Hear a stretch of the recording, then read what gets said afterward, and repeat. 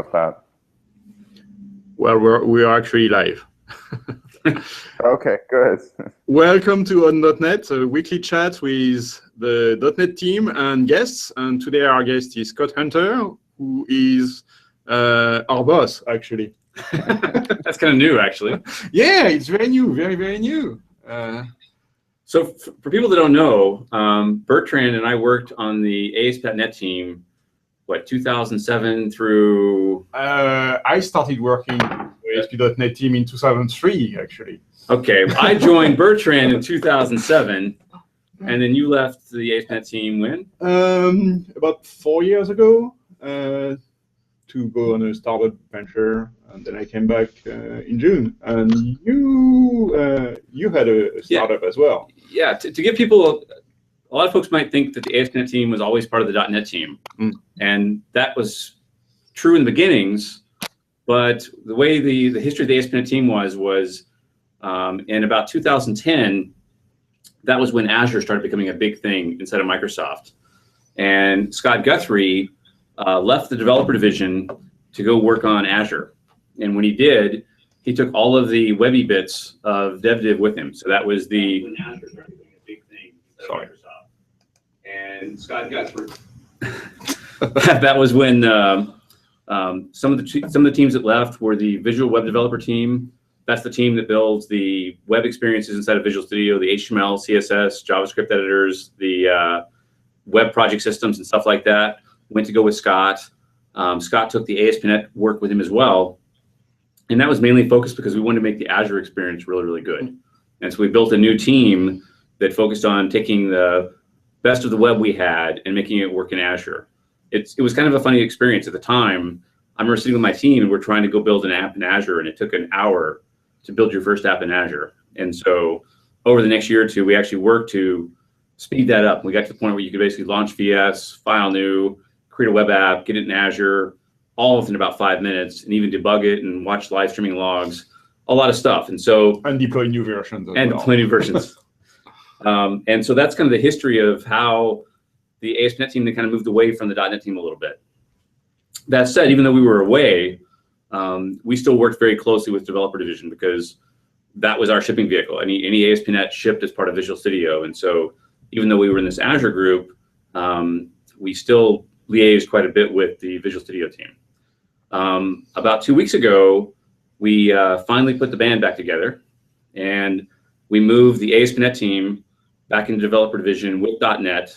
And so I think we've kind of unified the .NET platform all up, where we have UWP, console, web, class library, all in the same place. WinForm, WPF, all back in the same place together. So I'm excited. Yeah, we are too. All right, Rich is not excited. You're not excited? I'm excited. I was trying to retweet your tweet. Oh. I'm hearing a lot of feedback. Okay, so what do you think it means for people using ASP.NET or .NET today? Does it mean that the .NET Core release will be different, or? I think one of the things that customers might have seen, and I know I've seen the questions around this, is okay, the teams were in different places. If you looked at what ASP.NET has done the last year and a half or so, I think there was some confusion. And let me just level set people and kind of explain what was happening. So the ASP.NET team, about 2 years ago, started exploring the idea of doing cross-platform ASP.NET. And also we were exploring building a very high-performant version of ASP.NET. One of the things that as a web guy and a .NET person, I want to make .NET kick-ass. And so what that means is I want, if you go to a web benchmark, I want my technology, ASP.NET and .NET, to be in the top 5, top 10 of that list. And so we started looking at how to do cross-platform and how to do super high performance in the web platform. And that led to us doing a bunch of experimentation, which as part of this new wave of ASP.NET, we did all in the public. It was our first experience of doing a public project. Typically, if you're a customer of ours, you don't see any of our experimentations. You just see something pop out at the very end. And this experience has been interesting because we started off and we built a prototype, and then we had this thing called DNX. And DNX was really a way for us to package up .NET Core. It was some command line tools, and it also was a process of saying, if you start on a machine without Visual Studio, what is your experience? Like, for example, hand editing a CS project file was not what we thought would be a good way to do that. And so our team did a whole bunch of experimentation in this space, and you would have seen it if you played with our product anywhere from beta 1 through beta 8. You would have seen, or even RC1, you would have seen this kind of collection of stuff. At the same time we were doing that, the .NET team was working on Windows 10.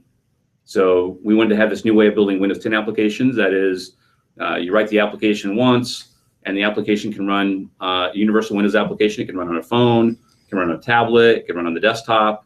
And so as customers, if you were watching, you probably saw the .NET teams building UWP and ASP.NET's building DNX, and it feels like we're kind of going in separate directions. And UWP has another interesting characteristic, which is compilation to native code. Yes. Right. So that which a core tenet of UWP is basically you build an application, it's natively compiled, and so you get the best of all experiences. You're running it natively on your phone or your tablet or whatnot.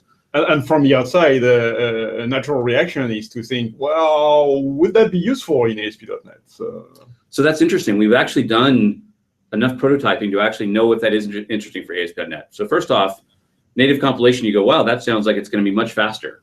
Well, the reality is in .NET, we JIT anyways. So we just-in-time compile. So really the main change you'll see in an ASP.NET application would be startup time. Right now, your ASP.NET application starts up, and we're going to JIT your application and the libraries it depends on, which means we could boot up a little slower than we want. But once we get going, we're actually really, really fast. I mean, the current ASP.NET Core betas that we have, we're running 1.15 million requests a second in our lab, and we have enough stuff in. We have 40% more performance sitting in pull requests for us to take, which will get us up to 1.6 million requests a second. What about working set? So I was going to say, so performance, you don't really see a big difference. Now, working set, it cuts in half.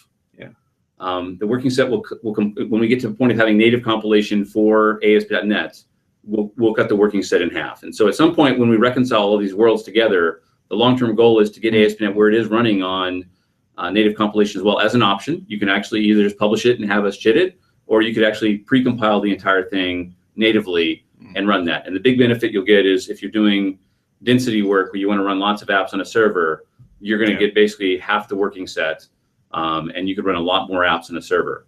But to go back to where things were, I saw feedback from customers. It's like, hey, the ASP.NET team is doing this DNX thing over here, and the .NET team is doing something different. What's going on there?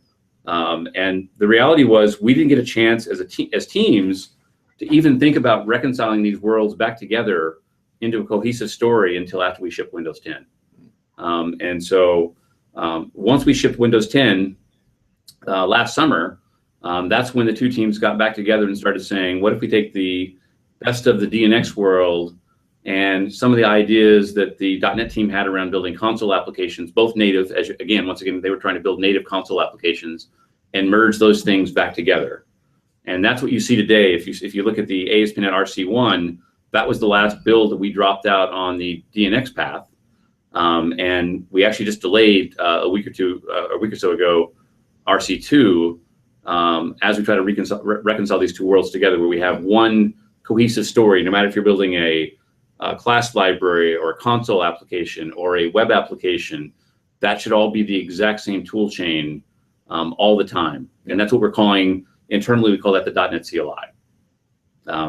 Rich, do you want to say anything about that? All true. Yeah, I think the way to think about it is, just to kind of reiterate what you said is we built this DNX thing. It was really good in the sense that it implemented the vertical for web and also had some general purpose utility. So, we're working very closely with the folks that built DNX from the web team. And what we're trying to do now is kind of a little bit the inverse of what DNX was, which is continue to make sure that we've got a great kind of horizontal base that can be almost used for anything. And now we're trying to layer in the web vertical on top and basically make it as easy to use and provide the same features that DNX had before, but not make it tied to the web requirements like DNX was. So that's what we're actively working on. We actually had a meeting yesterday talking about exactly that. And the other thing is there were actually some problems that DNX hadn't quite solved.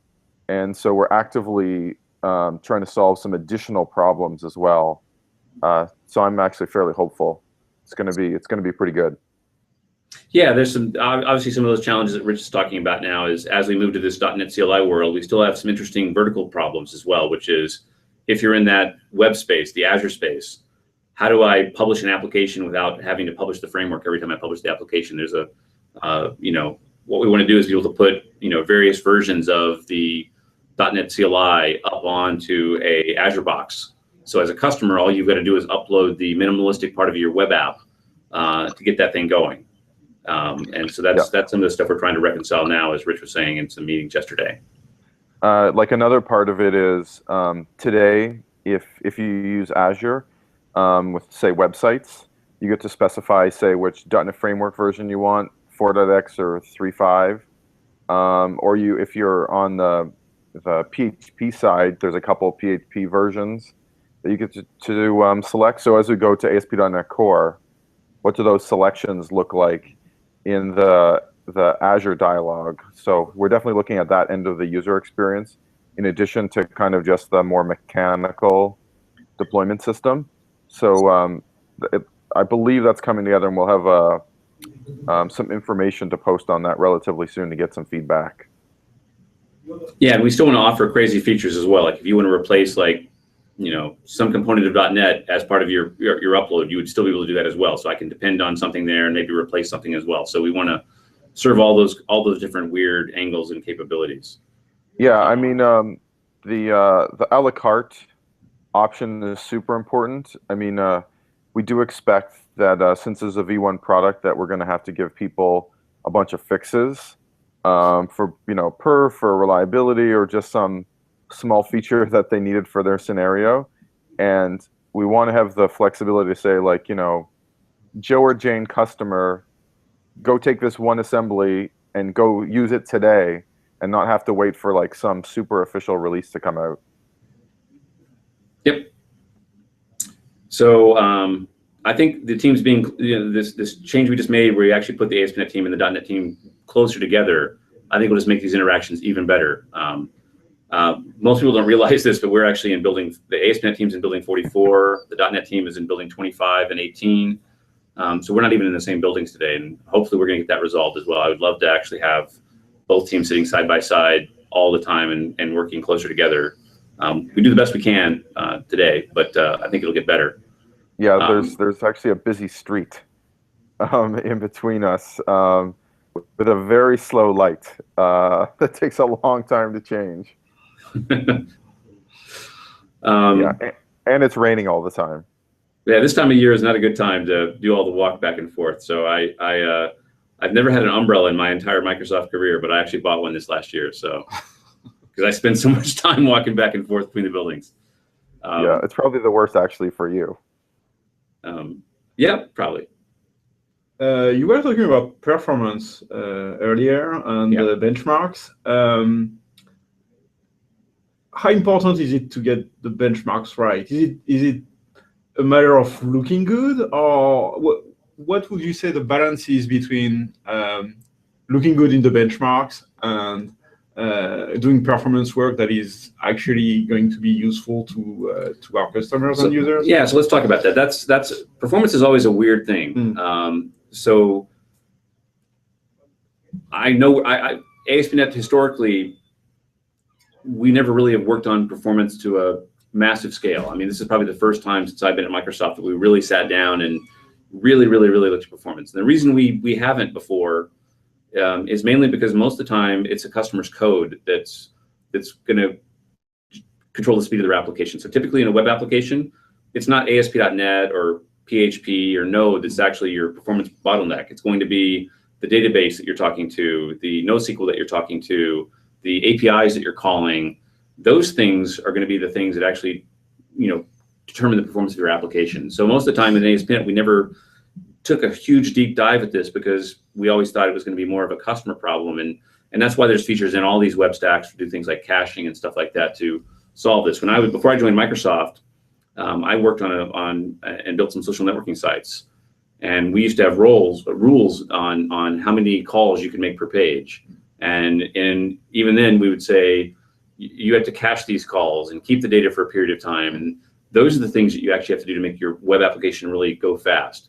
But back to your point, Bertrand, I think a funny thing is, and I'll just say the performance numbers. If you look at ASP.NET 4.7 or 4.6, 4.7 in that space, roughly we can do 60,000 requests a second is what a typical, that's a web form application, comically enough. It's not an MVC application. MVC will be slower. That's a misnomer. A lot of folks go, oh yeah, MVC is the fastest ASP.NET web framework. Well, MVC technically runs on top of web forms. And so your MVC application is running on top of the infrastructure, the system web infrastructure from web forms. And so because it's running on top of something else, it's actually a little slower than if you're running a web form application. But the cool thing is, as we started looking at the benchmarking, first off, the big thing that we're really doing is the way you make the web framework go faster is you reduce allocations. And the thing that makes .NET go slower is obviously the more memory you allocate, some part of .NET has to run in the background and slowly get rid of that memory. And so most of the work we're doing is to reduce allocations. Now, what's cool about this is I was saying that system web is about 60,000 requests a second on our benchmark hardware. We've got ASP.NET Core now running about 1.15 million requests a second. And one reason it does that is because we now made it modular, meaning that if you want to go write an ASP.NET Core application, you don't have to have routing and error handling and MVCs and all that stuff going in your application. You can now just write a bare metal, here's a socket, and we're going to call you and hand you the request when it comes in, and you can go party on that. And so we modularized ASP.NET, letting you decide as a customer how much of the stack you might want to run. If you're running a really high performant part of your application and you really need really crazy transactions, maybe you're doing stock ticking or stock trackers or stuff like that, you need that performance, you just turn the framework off and do a little bit more work bare metal. Now what's really cool here though is, and this is where in the same benchmark that we're running 1.15 million, Node.js is running around 200,000 in the same benchmark. So we're 5-6 times the speed of Node.js. The cool thing is if I throw MVC on top of ASP.NET Core, MVC is now running at 250,000 requests a second. So Node.js is running no framework. That's bare metal, just like ASP.NET Core is. Yeah. As soon as you put Express on Node, which is a web framework for Node, its performance is going to drop down. The cool thing for us is we can actually run ASP.NET MVC on top of ASP.NET Core faster than Node can run with no framework. Yeah. And so from that perspective, I would say that's where some of the ultra benchmarking stuff that we've done and performance work will actually apply even to a regular customer. So it's not even, most customers will not see the 1.15 million because they're not going to just go write a simple entry point. But the fact that enough of that fell backwards into the full stack of MVC means that all of our customers are going to see an improvement across the board, and that's actually more exciting to me than the high level number. Yeah. Is the fact that we were able to lift the frameworks that most people want to use, because that's the reason you use ASP.NET or Express or any framework is because it makes your life easier. Yeah. And on Orchard 2, which is built on top of .NET Core, we're also seeing some huge performance benefits. Tell me about that. How far have you guys gotten in porting that thing to Core? It's a rewrite first, similar to typically a Core port for. Yeah. It's really in tune with the rest of the Core work. So it's a rewrite. There is a reimagining of the architecture, so the architectural pieces are in place, and it's able to serve requests, display content items, theming works, and there is the beginning of a dashboard. So it's progressing nicely. It's probably the most advanced CMS I was going to say work that is running on .NET Core today. So I think we're far ahead of everybody else on that. And I think it's a very sane and clean architecture. So and what kind of perf benefits are you seeing? Are you seeing 5 times or 4 times or 1 time? I mean, what? I couldn't give you an exact number, but if I remember correctly, we are serving several thousand requests per second, which is a lot more than what we're getting on all the ASP.NET MVC. Yeah, an ASP.NET customer should see. It's a real application. Exactly, even real that's a CMS. It's massive. Yeah, one of the things when you're in this benchmarking space, it's some of the people that end up at the top of the benchmarking space are doing really crazy shortcuts to get to the top of the space. You know, they're saying, hey, if a request comes in with less than 4 headers, we'll just stick them directly into strings versus putting them into a dictionary, because I don't want to allocate a dictionary because that's expensive. And to me, as I said, the cool thing is the fact that we can make MVC run 4 or 5 times faster than the old MVC. Yeah, and means that those shortcuts aren't, even with those, without doing those kinds of crazy shortcuts. We're trying not to do fake shortcuts. We're not trying to make it fast fakely. We're trying to make it just fast better. It does well because the architecture is better. Exactly, the architecture is better, and then even things like MVC. If you look at Razor was something that was double or triple buffered in the previous MVC, meaning that if you had a 5K page of Razor, we would allocate at least 10K, if not 15K of memory internally for that.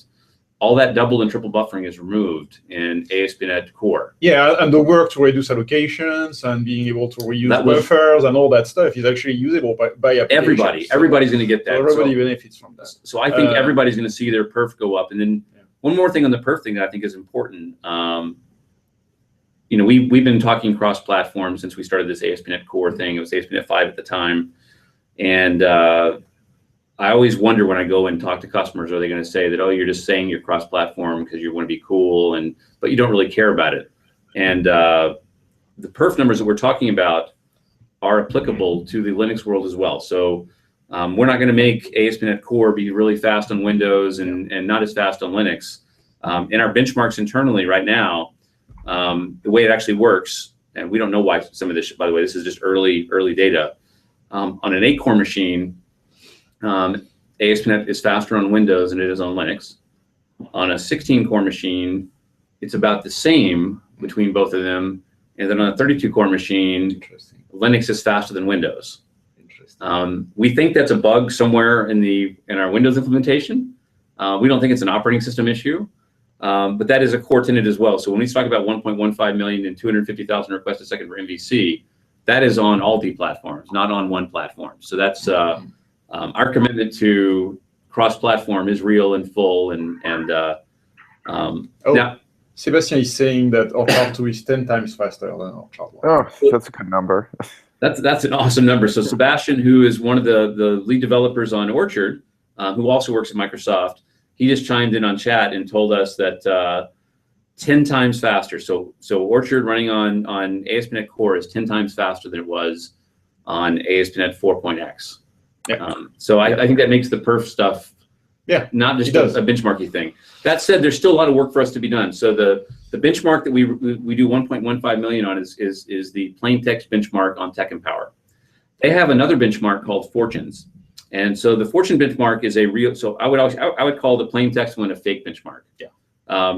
But it does. It gives you the bare minimum that you can do just serving one little static piece of content. Right. So that's pretty much useless. But it does give you the lower bar that you cannot possibly. But we did kill a lot of the allocations and stuff inside of ASP.NET with that benchmark.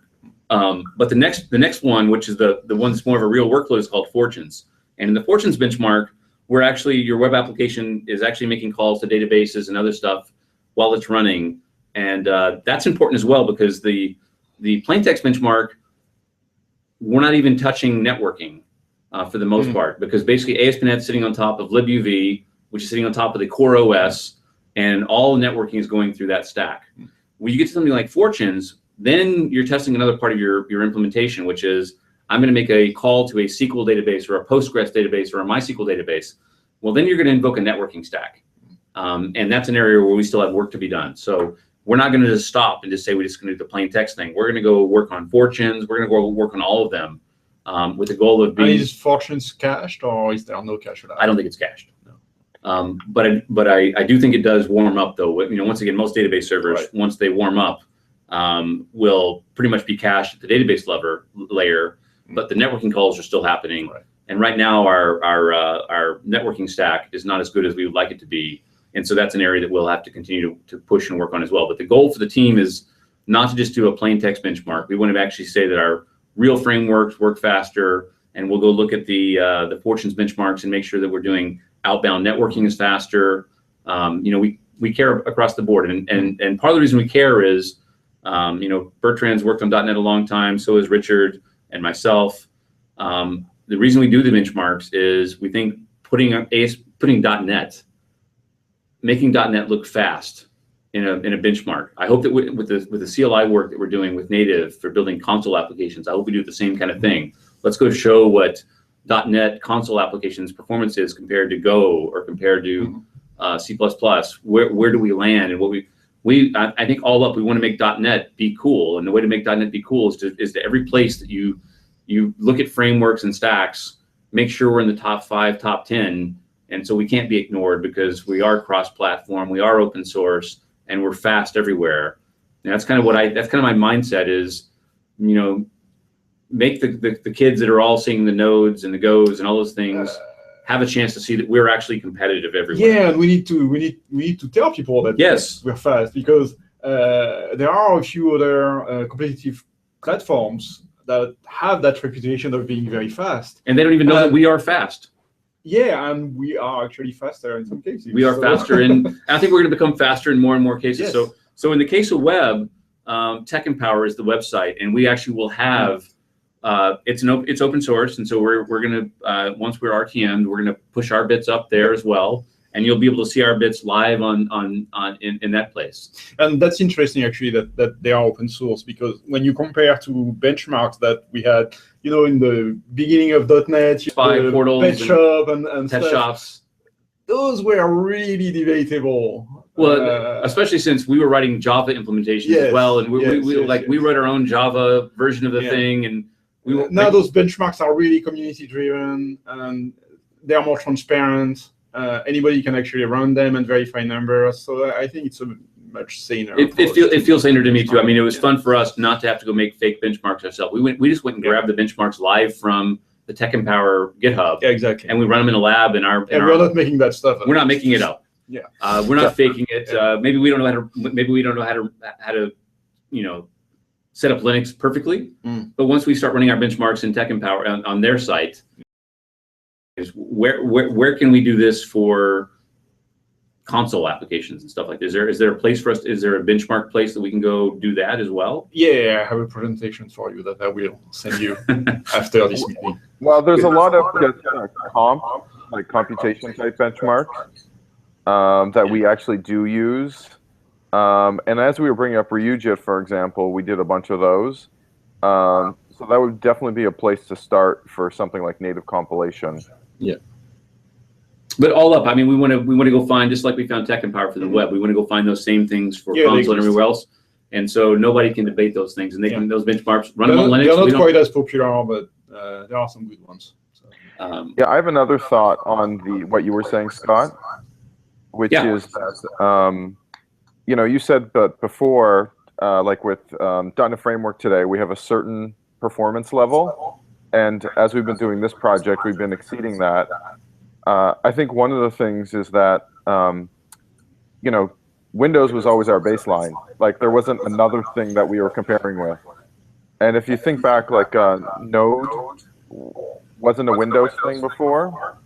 And then as I recall, as they ported to Windows, they actually got higher performance on Windows because of I/O completion ports than they had seen on Linux. And then they kind of figured out what the story was there, and I think then the performance on Linux went up again. So as we kind of do this back and forth thing, I think it's going to be super valuable for our project, because we'll see that there's these other capabilities on other operating systems, and we'll do the right thing. Exactly. The rising tide lifts all the boats. Yeah. Another piece about naming. Yeah. Can I just say one more thing about performance? Yeah. The other thing is, it's a bit more historical in nature. And you probably have more information on this than me, but I know that when we started this performance measurement, I heard that at the very, very start, we were getting something like 300 requests per second. So the reason I think this is interesting to bring up, because that's obviously a bad number, is because now we're at, you know, 1 million plus, is we could have done this thing. It's like, okay, it's start of the project, you know, we find it's 300 requests per second. That's completely unacceptable. It's like, okay, well, clearly can the project. That's never going to work. But I think the point is that we had a lot of confidence that we could do this. And so, you know, it went from 300 to like 10,000 to 100,000, and then, you know, eventually the numbers we're seeing today. And I think that confidence hasn't stopped. Like I talk to people in the hallways, and no one's seeing these numbers as the end. Like no one's closing up shop on this performance exercise. And there's whole sections of the product that we haven't even looked at yet. Like it's actually been a very focused exercise on a particular part of the product for this. And as we continue with both this particular Tech Empower benchmark and adopt some other ones, I think we'll start looking more broadly at the rest of the product and unlock a lot more performance. So I think that journey that probably a lot of people don't know about is actually quite interesting. Yeah, we can't stop talking about performance. We have to say one more thing, which is it would not be fair to end this conversation without talking about the fact that Microsoft did not do a lot of the performance work. So at least 30 or 40% of the performance work was done by the community, not by us. Absolutely. Those are pull requests by Ben and some other folks. And my hat's off to those people that question whether we should be open source or not. You need to realize that 30 or 40% of all that performance that we talked about, that 1.15 million, did not come from Microsoft engineers. That came from external Microsoft engineers. Yeah, well, on my side, like more on, what I've encountered, I guess is the way to say it, is we were working with Joyent just before the Christmas break, and they identified a bunch of hotspots with a scenario they were trying to bring up, and they shared all that data with us. We happened to be, I think we were the ones who made all the fixes.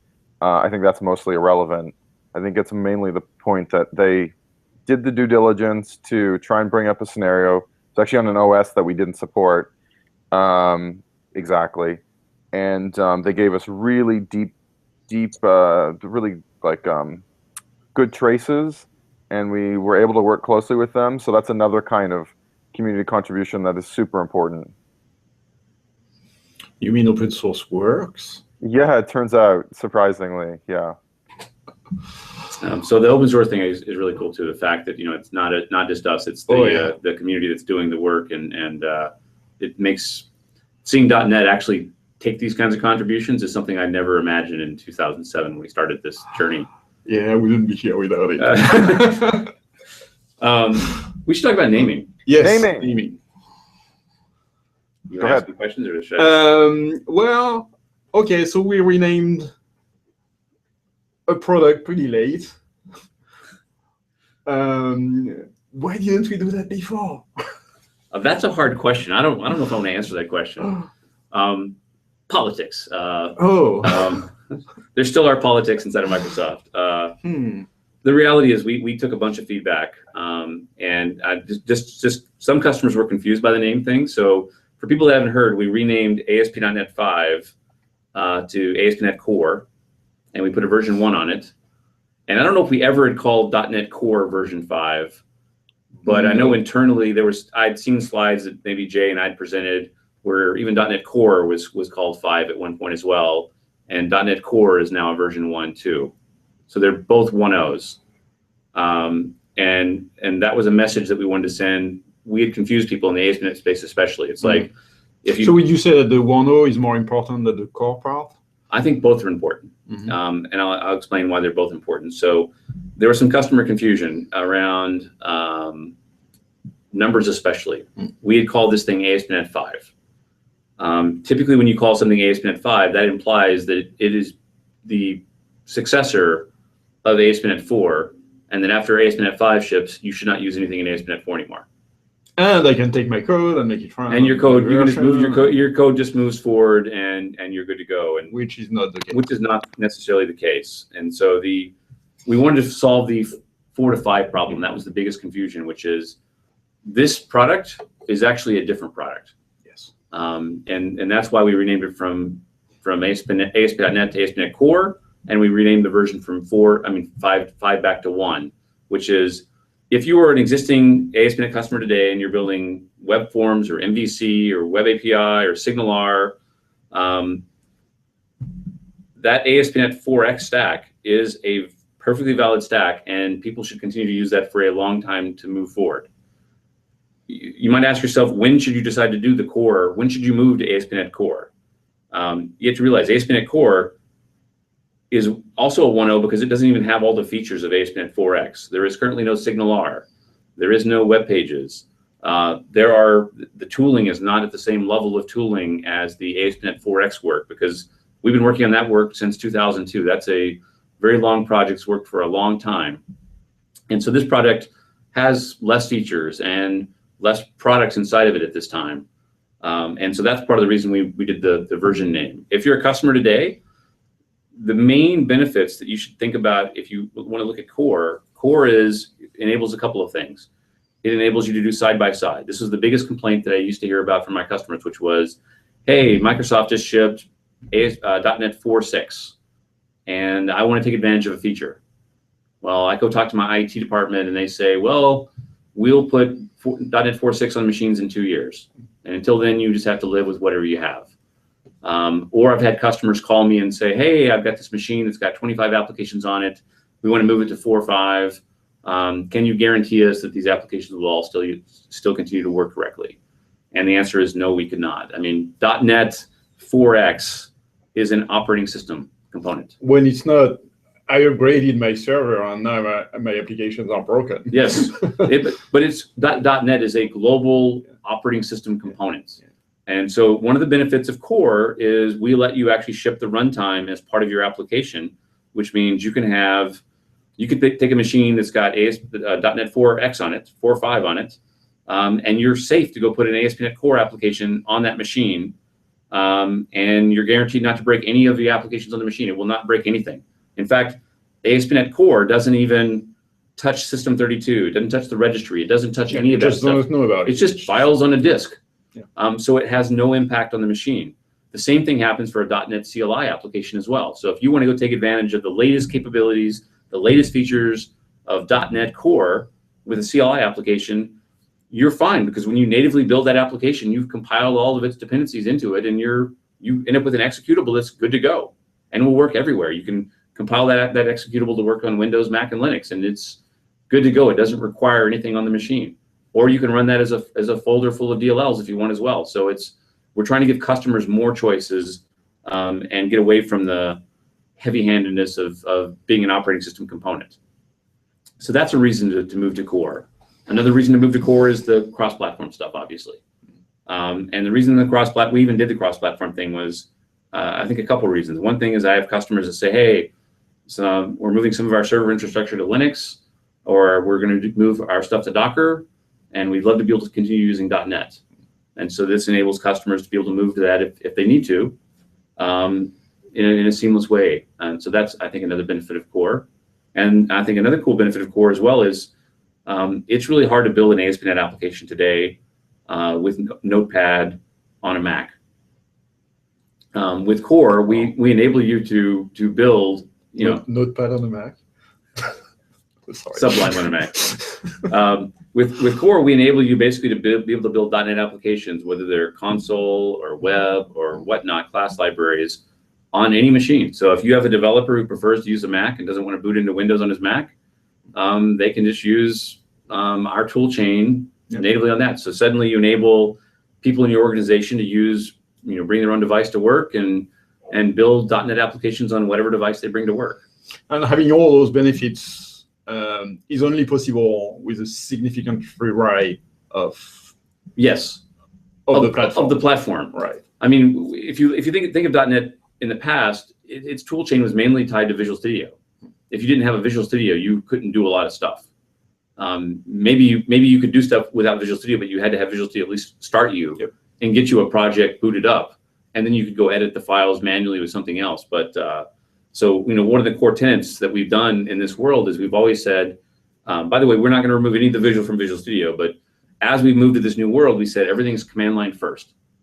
And then you build it. And then we build Visual Studio tools to wrap that stuff inside of Visual Studio. So unbeknownst to most customers is in like the DNX world today, when you're doing things inside of Visual Studio, it's just running the same DNX command line tools that you could do yourself from the console. And so it's really cool because developing this way means that we are thinking cross-device and cross-platform first. But we're still going to give you all the visual whiz-bangs and productivity in VS as well. But it's the same tool chain. It's also cool that we're not duplicating the tool chain, where VS has got one tool chain and we have a different tool chain, and we're mimicking those things. So I think those are the main core reasons I would move to core. Okay, so another kind of hard question about naming is, what about the .NET part? If it's a different product, why is it still called .NET? Is that a source of confusion? I can't answer the .NET part because I just joined the .NET team like a week ago, so I'm not going to take any hit for that. But I can talk to the ASP.NET part. One thing customers told me is like, okay, so ASP.NET has this connotation. It's got this connotation of it was web forms and it was Windows only. Windows only, and maybe it was slow. I don't actually think it was slow ever. But it has these kind of, maybe it had a big tool chain and stuff like that. And so you ask yourself, why would you not just rename it to Cobalt or something completely different? I just made that up. And the reason we didn't is you can look at the history and the naming both ways. One is we have so much marketing work we've been talking about the ASP.NET product since 2002. It's got a huge history behind it. It's got tons of books. It's got, if you Google it, it's all over the place. Rebooting a brand, making a new brand and building its awareness takes a long time. I have firsthand seen this inside of Microsoft because I as we moved into the Azure team and worked on the Azure product, we've been doing Azure for now 6 years, and it still doesn't have the visibility that ASP.NET has. And so I think a valid fear internally, and I support this, is that just coming up with a brand new name, I'm not sure we have the marketing power to go push that name hard enough. I mean, the reality is, as much as I love our technology, we are not an Office or a Windows or a Surface or an Xbox. You're not going to run ASP.NET ads on the Super Bowl. So from the developer's point of view, the Google thing is actually interesting because on the one hand, there are a lot of things that we all still apply to the new world. So it's useful that you can actually type ASP.NET optimize database access, for example, and find some relevant hits. But on the other hand, how am I going to search for stuff that is specific to the new world? I'm just adding core to it, and it magically works. So it actually does. Is it a really good renaming? It does. From the Google point of view? It does actually magically work. So when we actually looked at names, we actually tested what Bertrand just said, which is we started Googling ASP.NET Core, and we wanted to see what would come up. And what came up first was exactly what we wanted to come up first, which was docs.asp.net, which is the documentation site for ASP.NET 5. This is, by the way, not on purpose. This is totally accidental. It just happens to be that because the ASP.NET 5 documentation had the word core CLR or .NET Core all through it. Google had indexed core against ASP.NET already, and the Google actually does exactly what we wanted, because we tried exactly what you asked for, Bertrand. We actually searched. We went to the search engines and typed this and said, what comes up? We also tried alternatives. One of my favorite alternatives, which is overutilized in the .NET space, and so we didn't do it. The first idea was ASP.NET Unity. And the reason we liked that name, and the name was a cool name, was because if you look at ASP.NET over time, it started off being ASP.NET. And then we wanted to ship faster than .NET would ship. And so we built what we called OOBs, which is out of bands. That's MVC, Web API, SignalR. And so the product suddenly started going off in different directions, all with different versions at the same time. So right now we have MVC 5, Web API 3, Web Pages 2 or 3. I think we're on 3 on that. The whole platform got all cut up like that. And so one of the prime things about ASP.NET Core is it also unifies all of ASP.NET back together into a single product again. Because now the entire... Yeah, but Unity is kind of overloaded already, so it probably wasn't such a good idea. Oh yeah, as I said, the idea. That was the idea. And then honestly, we looked at every synonym, and we looked at synonyms in different languages. I mean, we were looking at what Unity was in Zimbabwe and all kinds of stuff. We looked at a bunch of stuff. But then I think we finally landed on the core name, mainly because the way I like to say it is ASP.NET Core is optimized to run on .NET Core. It runs on. It does run on. It runs on .NET Framework as well, and a lot of customers when they first start using ASP.NET Core will use the .NET Framework mainly because .NET Core is by design less than the .NET Framework, and so we gave you the bridge so you can still run against the .NET Framework if you want, but if you want the cross-platform and the side-by-side and the being able to edit on a Mac and Linux scenario, you'll have to be in the core world. Thank you for not calling it ASP.NET Unity. That was a comment we just got. Well, so. Yeah, so they are obviously very... Nobody complained about Cobalt, though. I would. Yeah, there are many different names that could have been used. The one that we ended up with is not bad. We'll have to. We'll do a blog post one day and maybe disclose the list of names. Oh, the names you escaped from. The best one was Scott Hanselman and I spent a week this is a year ago, I think, and using space names. Oh, so we had like Orion and we had constellations, right, yeah, we had planets. Yeah. We tried all kinds of space stuff. That was one of the takes on it. What else do we want to talk about? So we have another question from Alan here. Are there any features in DNX that are not coming to CLI? Well, I would think about the versioning stuff, the NVM. That's an interesting one maybe to talk about because actually things became simpler. Simpler how? Well, previously you had to explicitly manage your .NET version from that command line, and now you specify it in project.json, and pretty much things happen, right? Yes. Even the command line only was required to put a DNX on the box. And so right now where we land today is because you're not putting a DNX in the box, your project.json basically has your full list of dependencies that you require, and we will pull that list of dependencies for you on the fly as you go. So I guess it simplifies it from the standpoint of that. We are still looking at, this is what Rich was alluding to earlier in the call, we're still looking at maybe building something on top of CLI because the web world is a little different than... Right, if you want to manage that version that resides on the exactly. So we will still, I would say most of the stuff except commands from DNX is coming, yes, and a lot of the stuff is merging into other tools. So we had DNU, which is .NET Utility. It had a bunch of functionality that honestly should have been a NuGet, but because once again we were experimenting and playing, we didn't have time to go try to shove these things in NuGet. So we just basically forked NuGet and had our own custom version of NuGet that did our stuff. So right now, as part of the CLI effort, we're pushing that work back into NuGet now, so it's properly into NuGet. But the biggest thing I would say is, as Bertrand said, the biggest thing missing right now is the way you put frameworks on the machine and the way you manage the frameworks on the machine. But we're still looking right now for web scenarios that we're probably going to build some kind of abstraction on top of CLI, which is specific to the web vertical. Okay, so for a console application, it's definitely simpler. Yes, for a console application, it will be definitely simpler. But you brought this up. You were saying you go to the portal in Azure and you select which thing you want to go. Yeah. We need something like that, and I don't want to have the customer have to upload 50 megs of stuff to get an app running. And so we're currently figuring that out, and I think we'll have something to say about that probably in the next few weeks. Okay. So we got a +1 for COBOL and a -1 for COBOL. There we go. Actually, about out of time. Yeah, we're about out of time. And if you guys have any more questions, you have maybe 1 minute to ask them, and we are probably going to conclude.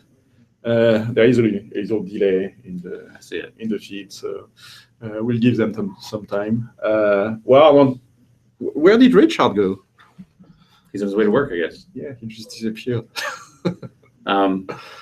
Well, it's awesome to be working together again. So yeah, absolutely, and I want to thank you for being on the show. And it's actually a great occasion to just talk about those things. So everything happens in the open now. It truly does. Even one-on-ones, Well, it's funny. I mean, we actually have made mistakes with the stuff in the open. Like we talked about some of the renaming stuff in the open.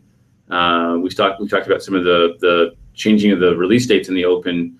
And now we're trying to actually do blog posts right about the same time because people hear these. Yeah, I wanted to mention the changes of date. Actually, is there anything we can share about that today? So originally we had RC2 listed to be something we were going to ship at build at the end of March, and we were going to ship an RTM. Actually, we were going to ship RC2. I was going to say in about 2 weeks, and ship an RTM at build. We went to our GitHub page. There's a GitHub page under ASP.NET where we show our schedule, and we switched that to be TBD about a week ago. And we did that because, as we said earlier in the conversation, we were merging DNX and CLI together, and the reality is that still hasn't cleanly landed. We realized it was not going to land about a week ago, and as soon as that happened, we went and changed the release dates to be TBD. And where we're at right now is I think we're probably pretty close to getting things to work internally. And once things work internally again, it'll be easier for us to go figure out what the schedule is, and we'll go back and update the dates. So I think within 1 more week or 2 more weeks, expect to go see the schedule updated. One thing I want to tell customers is, because we slipped a little bit, I've had some people reach out to me and go, does this mean you're not going to make it this year, or it's going to be the fall? We should be out before the summer. I don't feel like we're going to slip ourselves into mid-year or beyond mid-year. So right now we're hoping that we're going to slip no more than 4 to 6 weeks. And we are shipping something at build. We will ship something at build. Yes, there'll be something at build, and it will be CLI based. So it will be the merging of the DNX and the CLI concepts together. That will definitely be at build. And the question really is, when does the RTM happen after that? Okay, we have about 1 minute for questions. We have 2 more questions here. So Matt is asking, Signaler doesn't support WebSockets on Xamarin. Not sure who can make that happen, but I wanted to mention that I'd love to see it. That's actually not a question. Okay. Signal. We should even talk about. I could talk about even our world right now. We don't even have WebSockets in the .NET Core world right now. We have a prototype of it. We just haven't flipped it on yet. And once we get past RTM, that'll flip on, and we'll bring SignalR back to .NET Core as well. So one thing that we're going to do to solve any of the people that are asking questions about where is web pages, where is SignalR, where's WebSockets, what we've kind of said is we will release a schedule. As we get close to RTM, we'll release a schedule that actually tells you when the milestones of things will happen. There'll be guesses, but they'll give you a general ballpark. When is SignalR going to come? There'll be some tooling mismatches. We don't have some of the tooling, and we'll say we'll say both on a tooling side and a framework side when we think next big steps will happen. So you can see the framework move forward as we go, and so you'll see that. Okay. Have you thought about something? So this is Simonator1234.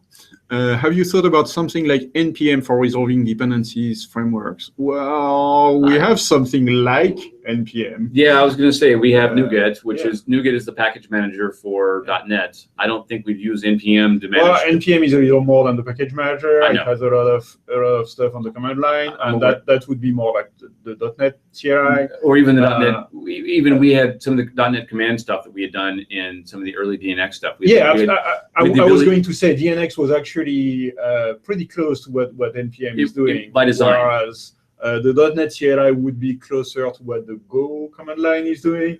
Somewhere in between. I think we'll find something in between there. I want to bring back the command stuff. I like the command stuff. I'd like to be able to take .NET code, wrap it in a package, put it in a package manager, and pull it down. So yeah, definitely, we're kind of fans of NPM and all those things. So yeah, we're definitely looking at those and trying to come up with something that is .NET idiomatic and that works. All right, we're out of time. Yeah, I'm sorry, we're out of time. Thank you again for being on the show, and I have no idea who we'll have next week. All right, thank you very much. Bye, everyone.